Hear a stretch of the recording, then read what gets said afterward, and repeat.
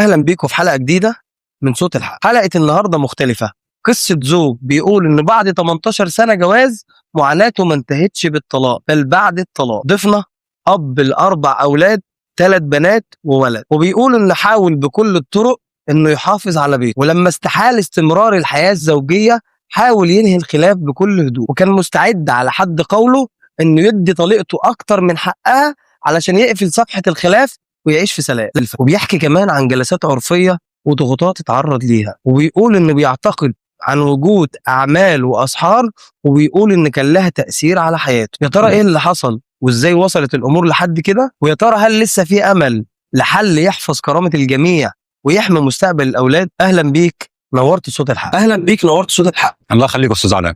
في البداية عرف المشاهدين بنفسك. اسمي محمود محمد احمد خليل، انا خط الصدغازي عزبة الجدوس. احكي لنا بدأت قصة جوازك ازاي؟ انا متجوز 18 بقالي 18 سنه. حاليا في الوقت الحالي انا مطلق بقالي 3 شهور. مراتي قاعده معايا في نفس البيت، والبيت اصلا اوضتين تحت واوضتين فوق، ومشكلتنا مش مشكله يعني فيها خلافات، ده مشكله كان فيها اسحار وكان فيها يمينات. ايه اللي حصل بعد الطلاق؟ احنا كنا كانت مراتي عملت لي اسحار، تمام، وديتها عند اهلها وعرفتهم ان مراتي متطلقه بالثلاثه بسبب الاسحار، تمام. قعدت عند جماعتهم قبل رمضان شهر وشويه، وعيالي قاعدين معايا في نفس البيت، تمام، عيالي قاعدين معايا في نفس البيت، فهم طبعا عايزين يرجعونا لبعض تاني، دخلوا ناس في السكه نظام وسيط، فجيله بطريقه ايه من عيلتي اني، جيله بطريقه ان في عيال بينكم وعندك عيال كبيره مخطوبه ولا فرحها قريب والكلام ده كله، وعايزين نحافظوا على البيت. فانا قلت له انا مشكلتي إيه؟ مشكله اسحار.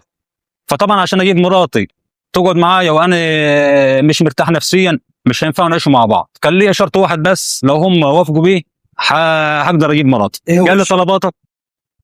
قلت له طلبات استاذنا ان انا عايز يمين من مراتي انها ما اذتني هي واهلها. يعني ايه يمين من مراتك انها ما اذتني؟ يعني مراتي تحط ده على المصحف وابويا يحط ده على المصحف ان هم ما اذوني باصحاب تقدر تعيش معايا بعد كده.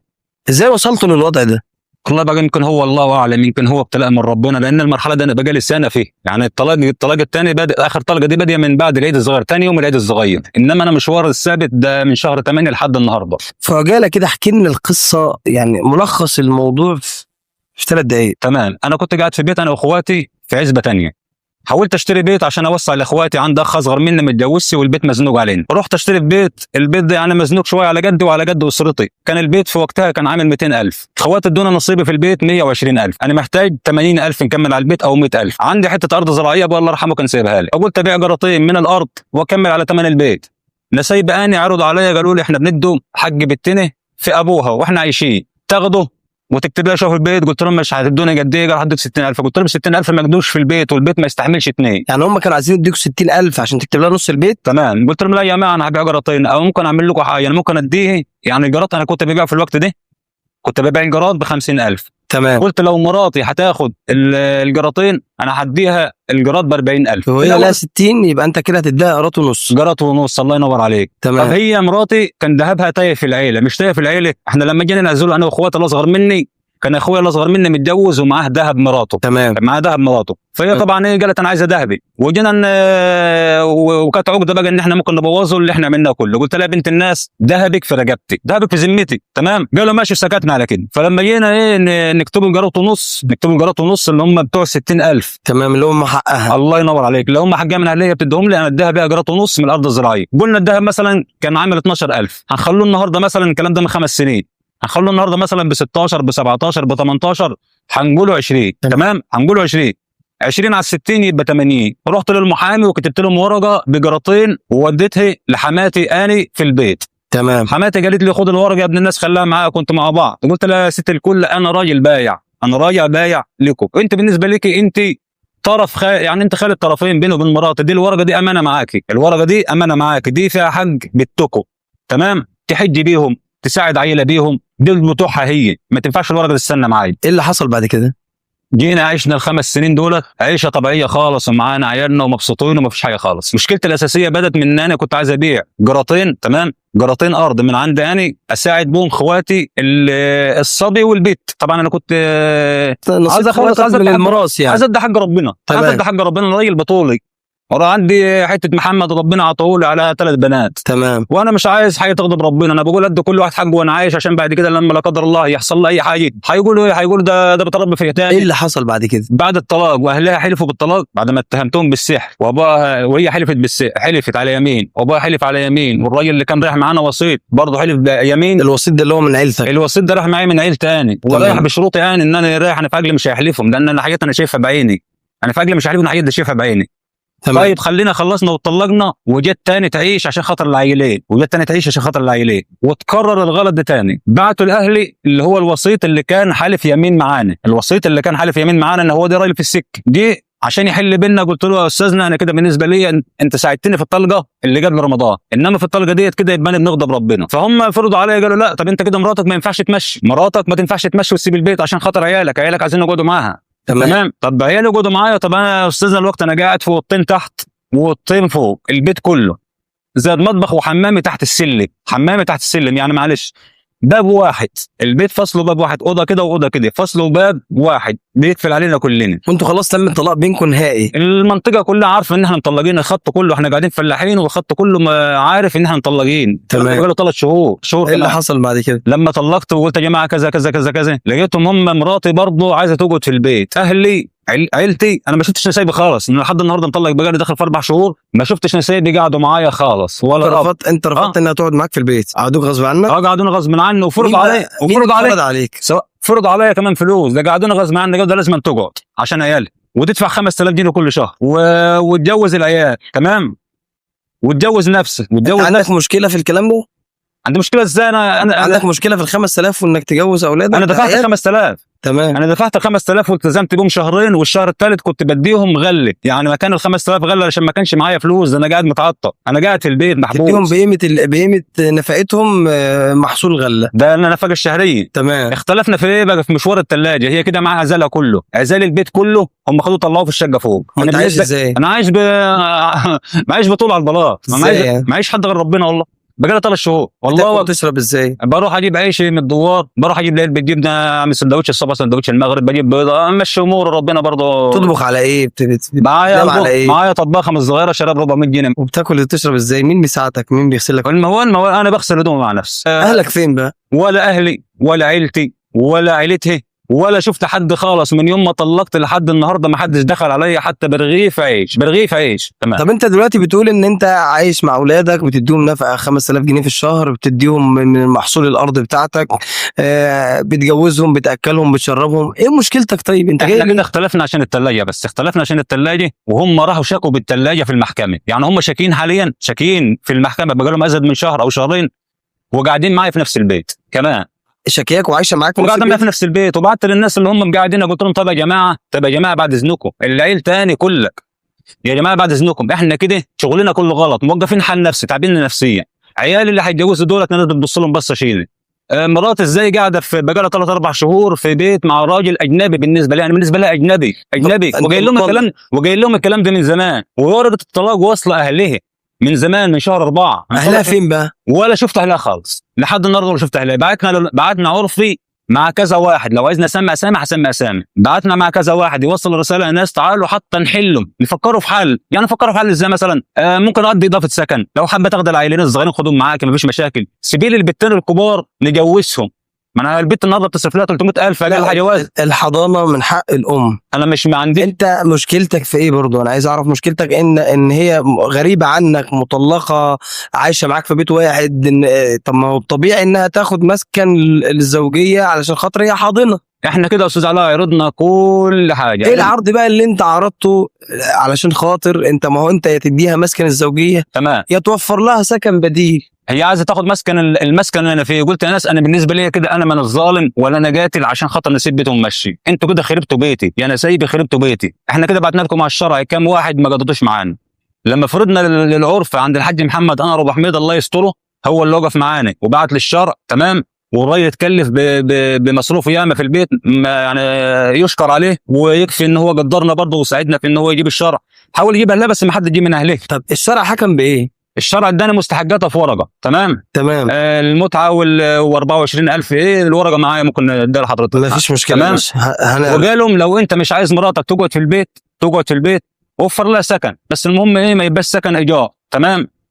ومعاك اسبوع ترد علينا. انا قبل الاسبوع رحت للحاج محمد مرتين ان انا نقول له يا عم الحاج انا جاهز بالنسبه للورقه بتاعتي، مستحقاتي كامله، تمام، وموفر بيت ملك. انا موفر بيت ملك ليه يا استاذ علاء؟ يعني بيت كامل للشروط، بوفر بيت مستوفي الشروط بتاعته. يا عم هم ناس قاعدين تقدر تعيش فيه، تاكل يا عم هم قاعدين، مراتي قاعده اوضتين فوق يا استاذ علاء، اوضتين فقط. لو حضرتك هتيجي تعاين تعال عاين اوضتين 2 فوق، اوضه فيها زي البيت انا كنت جايبه اللي هتتجوز كمان 3 شهور، والاوضه الثانيه هم قاعدين فيهم هم الخمسه. انا بشتري لهم بيت ملك، هي متجوزه فيه قاعده فيه 10 سنين، بيتنا احنا القديم اللي كنا بايعينه لعيال عمي. يعني انت قصدك البيت اللي انت فيه حاليا اللي انت شاري جديد ده، تمام، هي ما اتجوزتش فيه وما خلفتش لا فيه؟ ده البيت ده انا شاريه من 5 سنين، ما كانش فيه خلفه خالص. انا لكن انت بتشتري لها البيت اللي هي اتجوزت فيه ودخلت فيه وخلفت فيه. الله ينور عليك. انا اقل حاجه 8 سنين، البيت ده انا شاريه من 5 سنين. يعني هي مش عايزه البيت اللي انت بتشتريه لها اللي هي كانت عايشه فيه اساسا قبل كده. الله انا بشتري البيت رغم ان البيت ده اكبر من البيت اللي انت عايش فيه حاليا.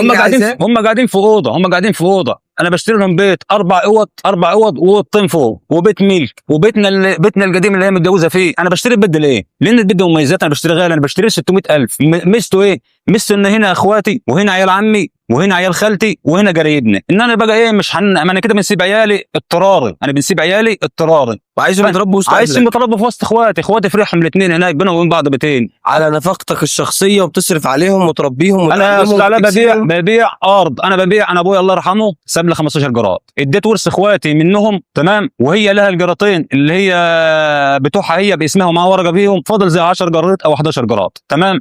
انت حط نفسك مكاني، انا النهارده راجل عايز اتجوز، تمام، مش ده حقيقي؟ تمام. عندي عروستين عايزين يتجوزوا، مرات عايزه تطلق، عايزه مصروف ياما وشويه. طب انا 10 جرات دول هيعملوا لهم مثلا مليون وشويه. انت مش طلقت خلاص؟ مطلق بس لسه ما خدتش المستحقات. ما خدش، هم مش عايزين ياخدوا. هم كده لما قلنا للحاج محمد، يا حاج محمد احنا جاهزين بالورقه ومستحقاته وجاهزين بالبيت، وجينا نعملوا الورق عند كبير العيله عندنا بالنسبه للفلاحين، كبير العيله، تمام، اللي هو ماسك اوراق العيله واللي بيكتب الورق، تمام. قلنا له يا عم الحاج احنا بنعمل 1 2 3. قال لا هي مش عايزه تروح البيت اللي هي هناك فيه دي، شوف لها بيت ثاني، يا تسيب البيت وتمشي، يا تشوف لها بيت ثاني، يا تسيب البيت وتمشي. رديت عليه وقلت له طب انا دلوقتي انا اللي خلاني مثلا البيت اللي هي قعدت فيه 10 سنين دي 10 سنين مش عاجبها، هيعجبها بيت ثاني؟ انت قلت لي ان كل ما حد يجي يناسبك ويقول لك انت ازاي مراتك مطلقه وقاعده معاك يا عم انا نظره الناس كل يوم معديه، عيالي حالهم واقف. العيله اللي هي قاعده النهارده دي مين اللي هيجي يتجوز يخطب عيله امها متطلقه وقاعده مع جوزها 3 شهور ولا 4 شهور بباب واحد؟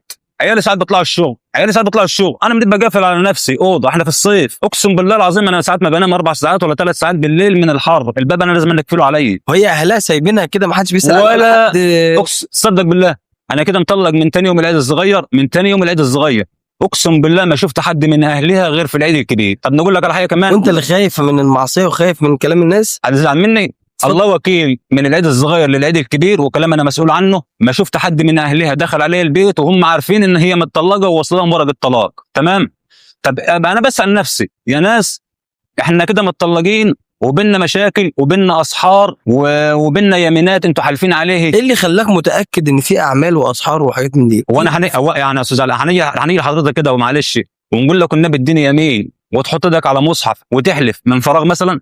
ده بالنسبه لاهلها. انا لو جيت لحضرتك وقلت لك انا لو انا متجوز بنتي انا يا محمود عن نفسي، لو انا متجوز بنتي وواحد يجي قال لي مثلا بنتك عامله لها اسحار وتديني يمين على بنتك، اقسم بالله العظيم انا ما قاعد معاه، اقول له لا خد بعضك ومشي، طالما انت شكيت في بنتي وعايز تحلفني يمين لا مالهاش عيشه معاك يا اخوي. انت رحت لخطيب بنتك اللي فاضل على فرحها 3 شهور قلت له ايه؟ طب ما انا اعمل ايه؟ ما انا كده اهلي عيلتي كده وعيلتها متفقين مع بعض، تمام، متفقين مع بعض ان هم عايزيني نرجع لمراتي تاني غصب عني، عايزين يحشرها لي وخلاص. انا هعيش مع مرة ازاي تاني؟ بيننا وبين بعض اسحار، هناكل ازاي لقمه واحده على صينيه واحده؟ هننام ازاي على سرير واحد واحنا بيننا مشاكل وبيننا اسحار وانت بتعندي فيا؟ يعني ما عادش في امان. انا خايف على نفسي، انا بقول انا اللي خلاني انا استحملت ده كله، انا استحملت اقسم وهي اصلا اساسا شرعا لا تحل ليك اساسا، ما تحلش، والكل عارف كده، يعني الكل عارف كده وبينكر ويقول لي خليه لحد اقسم بالله العظيم لحد امبارح عم انا جاي بقول طب ما اكتب عليها بس شهرين، قلت له صدق بالله لو تقول الكلمه دي قدامنا تاني نزعل منك، انت مش عمي ازاي يا عيش ابني؟ معاها في الحرام يعني، هم عايزين يرغموك عيلتي على كده العيش في الحرام. عيلتي كده وزعلات بيجبروني غصب عني ان انا كده نعيش مع مراتي، يا نتجوزها غصب عني يا نغضب ربنا غصب عني، يا تيجي في يوم من الايام واحنا بينا مشاكل وهي غصب عليها ان هي تعيش غصب عنها بحجه العيال، انا خايف على نفسي ان ممكن تيجي في يوم من الايام تتبلى عليا، مش ده حقيقي؟ بتقول لي بقالك كام يوم ما بتطلعش من البيت، ما عادش بتزرع ارضك، ما عادش انا ولا بطلع فرح ولا بطلع معز ولا بطلع شغل، انا عازب عياله قدام عيني ومش قادر نطلع، انا قاعد على البلاطس على بغسل لنفسي، حمام تحت السلم، حمام تحت السلم ده ايه؟ حمام تحت السلم يعني مراتي نازله عيالي نازلين، حمام تحت السلم هطلع ازاي من تحت السلم اقول لهم النبي يا جماعه مين اللي نازل، مراتي ولا عيالي اللي نازلين وانا قالع مثلا؟ ما ده حقيقي. طيب انت ليه اخترت انك تيجي برنامج صوت الحق؟ انا ما لقيتش حد يسمع صوتي خالص، كله ضد، كل الناس ضد، انا بقول يمكن ربنا يبعت لي سبب حد يسمع حد، انا مش عايز فلوس من حد ولا عايز حاجه، انا عندي ارضي بضحي ب10 جريت ارض ابويا الله يرحمه سيبهم مقابل ان انا اشتري لهم بيت ب 600,000 ونسطر البيتين اللي هيتجوزوا طالما هي عايزه تقعد مع العيال، عرضت عليهم حل تاني قلت لهم يا بنت الناس سبيله حتى البيتين الكبار نسطر عيال الكبار وانا مش عايز نتجوز وليكوا عندي ما نتجوزش غير لما نسطر عيال الاثنين، وخدت العيالين الصغيرين معاكي هتاخدوا مستحقاتك كامله وهديكي اضافه سكن، هنقدروا اضافه سكن تانيين، احنا ده كله ليه؟ لان احنا مش هينفع نقعد احنا الثلاثه مع بعض في بيت واحد، احنا نقعد احنا الثلاثه في بيت واحد، لا انا متجوز، مين اللي هتتجوزني في اوضه؟ اصلا الاوضه الثانيه السقف بينقط ميه من الحمامات بتاعتهم، المطبخ فوق بينقط ميه على الارض، بيوقف ميه. انت عايز توصل صوتك لمين؟ اي حد يقدر يقول كلمه حق حتى هو لو ما عندوش سلطه، انا مش عايز سلطه، انا عايز واحد يقول كلمه حق يقول لك ده هو غلط، انا مش لاقيه من عيلتي ولا من عيلتي، ده يرضي ربنا ان احنا نبقى احنا الاثنين بالنسبه لنا هي اجنبيه ليا وانا اجنبي ليها نقعدوا في اوضه واحده احنا الاثنين. طب ما التحكيم العرفي عمل ايه معاك؟ التحكيم العرفي كده قال لي اخر مرحله الحاج محمد قال لي يا ابن الناس طب انت كده عيلتك بيقولوا ان هي مش هينفع تروح البيت، انا ما نقدرش نفرض غصب عني، انا بالنسبه لي عملت كل اللي نقدر عليه، الراجل مشكورا جاب الشرع وجاب العمده والناس حددوا لي المطلوب وانا مستعد لمستحقاتها كامله بزياده. ايه اللي منع بقى كده؟ مانعين بقى اهليه عايزين يرجعونا تاني لبعض، بص هم عايزين واهلي محجرين عليا في الارض كمان، ما هو بقى لما لقونا انا اشتريت البيت هنشتري البيت قالوا لا انت ما تبيعش كمان الارض كده ما بتزرعش، الارض بايره كده لحد النهارده، انت لو حتى رحت صورت الارض بايره فيها عفش حلو كده. تاكل تشرب منين؟ مين بيصرف عليك؟ ما حدش بيصرف عليا ولا عيله ولا اهل ولا حد خالص دخل عليا، الله وكيل، هو له ستر من ربنا فقط لا غير، انا ما عنديش حد معيش حد غير ربنا بس. لو مراتك واهل مراتك واهلك بيتفرجوا عليك دلوقتي تحب تقول لهم ايه؟ اقول لهم حسبي الله ونعم الوكيل فيكم لحد يوم الدين، مش مسامح حد فيهم خالص، وانا بالنسبه لي برضه بريء من عيلتي من الكبير للصغير لحد يوم الدين، ومش بقول لك قدام حضرتك ده انا قلتها لهم في وشهم، من الكبير للصغير بريء منهم لحد يوم الدين. ليه؟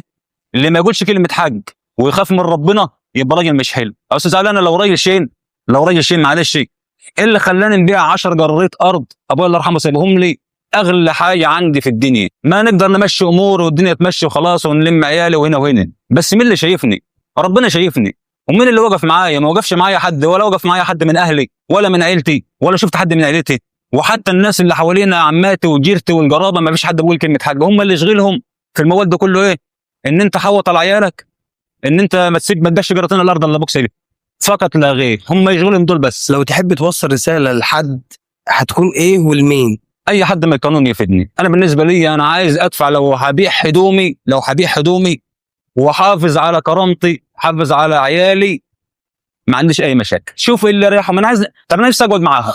تحب تنصح الناس بايه؟ لو حد يعني انت عايز تنصح الناس نصيحه، انصح الناس تمام بايه؟ ان الاسحار موجوده برضه، بس هقول لك على حاجه، مفيش حاجه بتضر ولا تنفع غير باذن الله. انت بعيد عن ربنا بتصلي؟ لا انا قبل الطلاق، انا من السنه اللي فاتت، انا من شهر 12 ما كنتش بصلي، غالبيه الصلاه ما كنتش بصلي غير الجمعه بس، من يوم ما طلقت وانا اللهم صل على النبي ملتزم، ما بسيبش فرض، ما بسيبش المصحف خالص، يعني مش عايز اقول لك مرحله ان الحمد لله والشكر لله، يعني في صله كبيره جو بيني وبين ربنا، ويمكن ده بقى من فضل ومن من عند الله، يعني مالوش دعوه بحاجه. وجه كلمه للناس تحب تقول لهم ايه؟ اللي فيه اسحار، في برضه اسحار، في ناس ياما متبهدله كده، تنصحهم بايه؟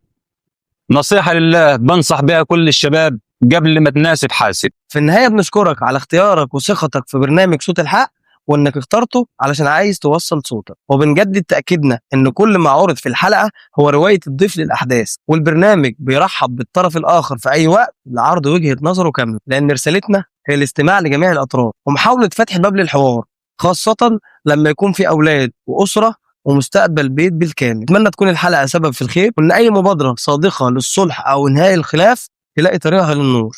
الى ان نلتقي في حلقه جديده، والسلام عليكم ورحمه الله وبركاته.